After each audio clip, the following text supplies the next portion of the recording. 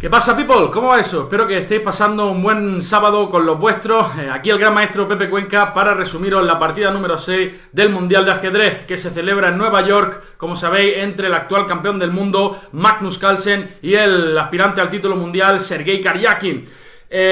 Os pongo un poquito de situación, ¿no? Las 5 primeras partidas han estado llenas de lucha, en la que, bueno, han acabado en tablas los 5 encuentros. Y esta sexta partida, si bien no ha sido la más emocionante que podríamos esperar, que todos estamos deseando ver ya, ¿verdad? Llena de posiciones dinámicas, de algún sacrificio, de algún ataque en tromba, ¿no?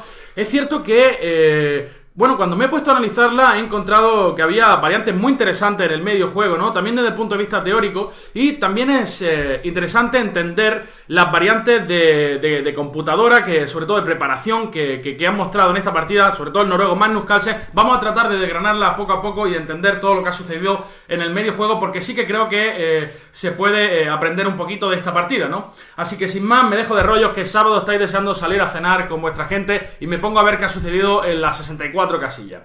Karyakin decide abrir con su usual E4, a lo que Magnus también, como he esperado, responde con E5, su arma principal en general y en este match por el título mundial. Caballo F3, caballo C6 y alfil B5. No italiana, Sergei Karyakin había obtenido buenos resultados con la italiana, pero en este match ha decidido optar por la Ruy López en la mayoría de sus partidas con blanca. Aquí, de nuevo, como sabéis, dos posibilidades principales. Caballo F6, entramos en la variante berlinesa de la española, donde las negras están súper sólidas, y A6, ¿no? La variante principal de la española, que también Magnus empleó en sus previos encuentros con negras, ¿no? Alfil por C6, lo que denominamos la variante del cambio, y alfil A4, jugada principal. Caballo F6, enroque corto. Y bueno, aquí alfil E7, línea principal, también B5, seguido de alfil B3, alfil C5 es lo que se denomina la variante Arcángel de la española, de la que tenéis alguna serie, por ejemplo, de Peter Wilder en Chess 24, ¿verdad? Y, bueno, pues aquí alfil E7, perdonad un momentito, sí, alfil E7, torre 1, ¿no? La otra línea principal es la jugada D3, que vimos en la primera partida con blancas del ruso, si no recuerdo mal, cuya idea, bueno, tras B5, alfil B3, D6, como ya he comentado en otros vídeos, la idea de la blanca aquí no es el reagrupamiento típico con caballo B2, caballo F1, caballo G3, sino que ahora las negras están amenazando caballo A5, que es una amenaza realmente peligrosa en el sentido posicional, ya que estaríamos perdiendo la pareja alfiles. Por eso las blancas suelen jugar A3 en esta posición. Pero bueno, esto es otra historia. Vamos a ver qué ha sucedido en la partida. Torre 1, B5, alfil B3, enroque corto y de nuevo la anti-Marshall de Sergei Karyakin. Decimos la anti-Marshall porque C3, aquí podríamos entrar de lleno en lo que se conoce como la variante Marshall de la española, que es un sacrificio de peón súper interesante. Aquí me quería yo comer con Facundo el peón de 5, anda que yo estoy bien.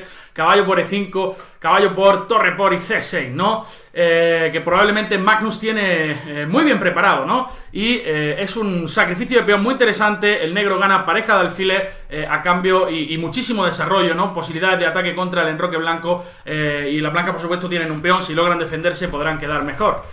Pero bueno, aquí antiberlinesa de Karyakin, alfil B7, D3, y aquí es donde Magnus decide variar jugando D5. Que bueno, yo la verdad que estaba esperando verlo esto en la partida previa en la que jugaron esta línea, en la que Magnus optó por líneas más calmadas, si recordáis, con D6, dama D7, ¿verdad?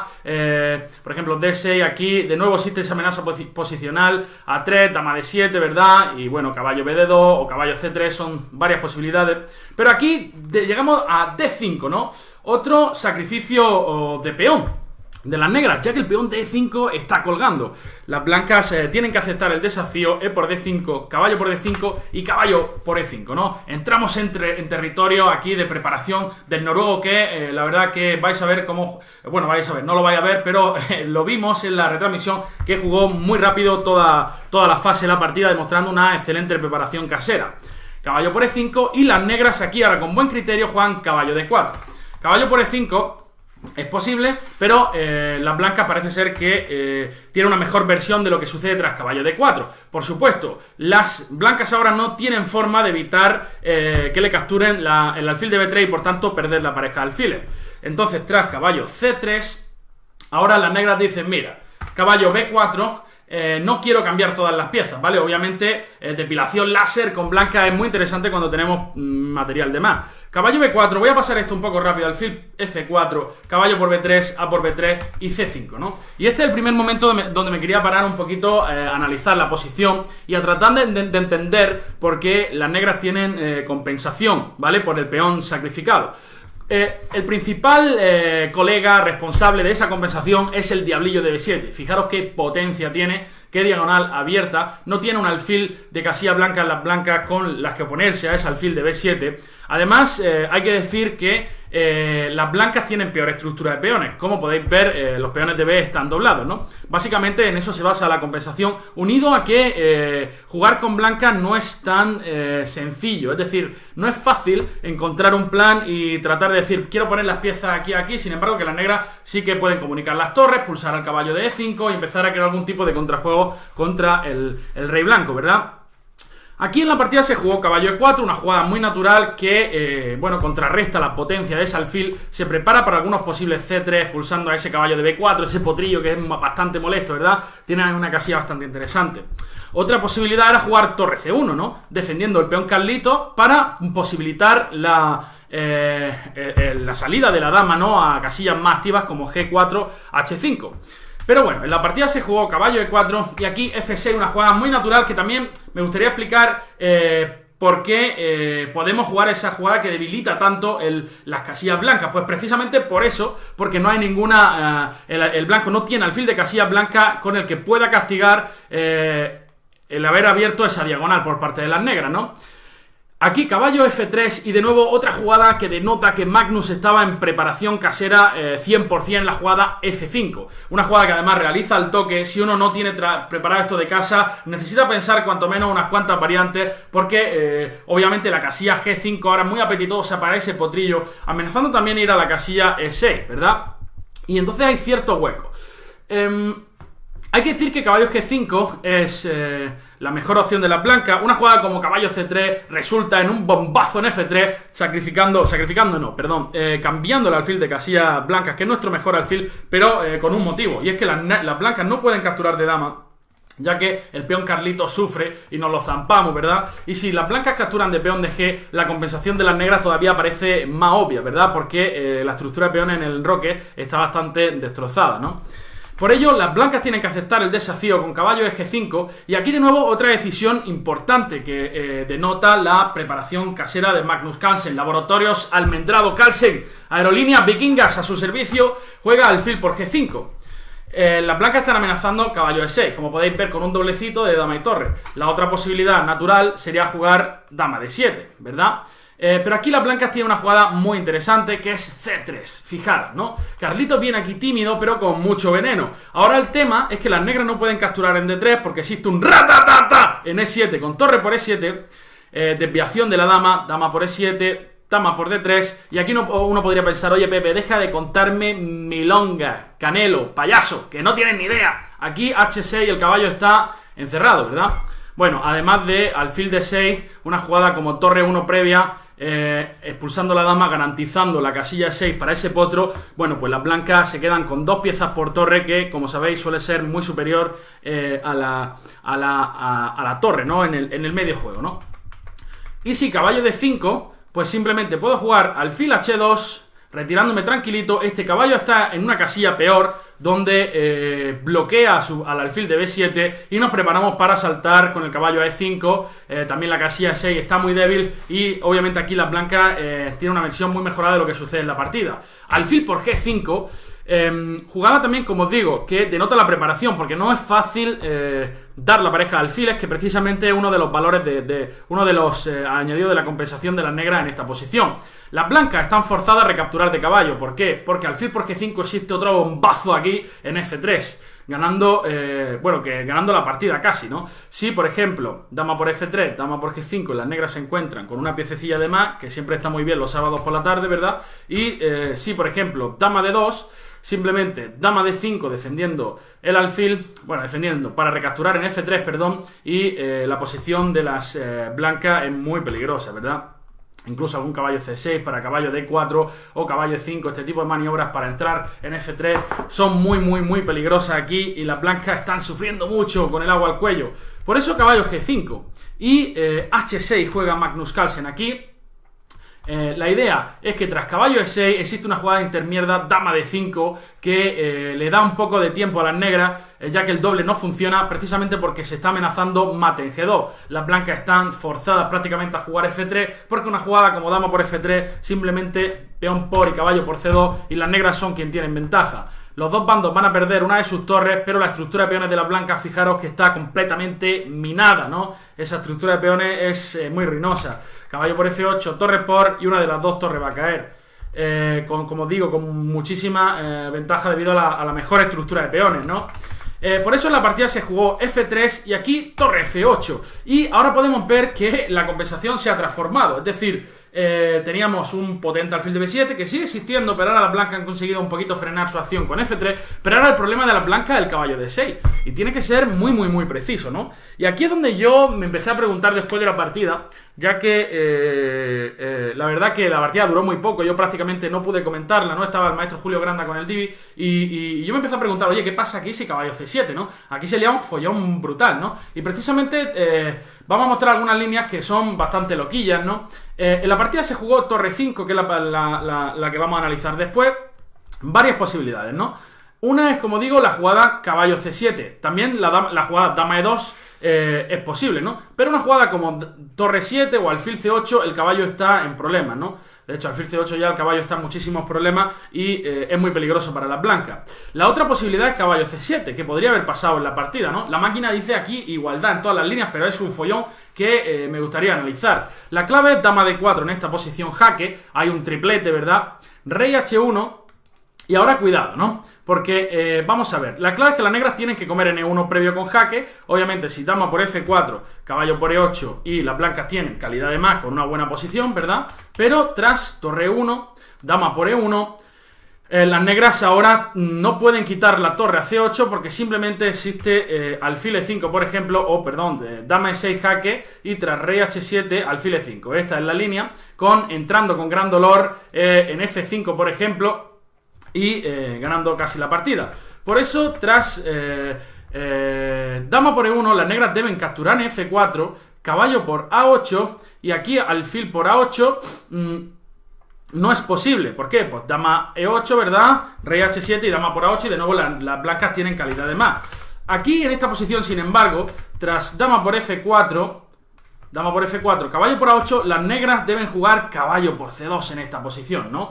Las blancas ahora aquí tienen un par de jaques, ¿no? Y esto se está empezando a volver bastante peligroso. Tienen el jaque en E6 y el jaque en E8. Analicemos, por ejemplo, el jaque en E8. Dama E8, rey H7 y ahora aquí la posición es increíblemente peligrosa para las blancas. Tienen una salvación y la posición está igualada, pero aquí cualquier jugada natural pierde. Es decir, nos están atacando la torre de A1 y probablemente esto es lo que esperaba Magnus, ¿no? Aquí tenía esto analizado hasta la muerte y una jugada como torre F1 pierde, ¿no? Porque ya existen jugadas como, por ejemplo, caballo D4 con ideas de entrar en F3 aquí con grandísimo dolor, ¿verdad? La posición es claramente ventaja blanca. Si torre F1, la idea con caballo, torre 3, y, por ejemplo, y torre 1, caballo por G2, son bombazos que ya las blancas tienen que analizar, ¿no? Incluso ideas con dama D6 para capturar en D3 también son interesantes. El tema es que las blancas aquí están forzadas a jugar caballo B6, ¿vale? Una jugada rarísima que de milagro le permite dar continuo a las blancas al rey negro. Caballo por A1, caballo D7 y ahora las negras no pueden evitar el continuo. Caballo F8 y retirada del caballo a D7 es la idea. Por ejemplo, si dama C1 esto no ayuda en nada a las negras, rey acá y el rey se va de nuevo, ¿verdad? Entonces, tras caballo B6, caballo por A1, caballo D7, uno podría pensar, oye, ¿qué pasa si alfil C6, no? Ahora caballo F8, rey G8, ya cualquier descubierta de caballo, las negras capturan. Y si dama por C6, el caballo de F8 está colgando, ¿no? Así que las blancas simplemente tienen que jugar caballo D7 jaque, cubriendo la dama y de nuevo continuo. Caballo D7, caballo F8.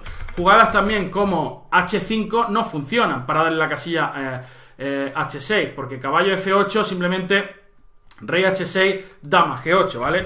Y cuando el rey se retire, pues el caballo G6 descubierta ganando la dama. Así que cuidadín, cuidadín, cuidadín. en esta posición. Por eso Sergei decide emplear torre 5, atacando a la dama. Y aquí también vamos a ver algunas variantes divertidas, ¿no? Dama de 6, otra jugada al toque de Magnus Carlsen que denota la preparación. Una jugada que por lo menos el humano piensa unos cuantos minutos porque se está poniendo a tiro de cualquier descubierta. El tema es que no hay ninguna descubierta útil. Por ejemplo, si torre por C5, el caballo queda indefenso y lo podemos zampar, rico, rico. Y si torre por F5, exactamente lo mismo. Si torre 2, simplemente, por ejemplo, dama de 7, ¿no? Y tras caballo por C5 existe el mismo tema con dama de 4. Por eso, tras dama de 6, ahora la posición es... Karyakin decide simplificar la posición bastante, ¿no? Y en esta posición juega C3.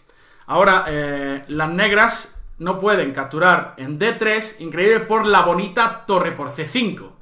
Fijaros qué descubierta más bonita, ¿no? La dama no puede capturar en C5, la dama no puede capturar en F4 y la única captura que tiene posible y que debe realizar es dama por E6. Si dama de 7, torre C7, dama por E6, dama por D3 y debido a que el peón de F5 está colgando y las blancas tienen peón de más, el blanco es quien tiene aquí ventaja, ¿verdad? Por eso Karyakin aquí juega C3 y esto nos lleva a una simplificación masiva de las piezas, ¿no? Karyakin aquí empezó a oler el peligro y básicamente se conforma con unas tablas en esta línea, ¿no? Que básicamente tras torre por E6, torre por E6, dama por, peón por, C por. Veis cómo hemos llegado a una posición de alfiles de distinto color, algo que siempre no nos gusta ver a los que estamos siguiendo las retransmisiones, ¿verdad? A los aficionados, queremos ver la sangre fluir, ¿no? Ajedrecísticamente hablando, por supuesto, ya que, bueno, estas posiciones, las chances de tabla son altísimas, ¿verdad? Como siempre, como sabéis, con los alfiles de distinto color.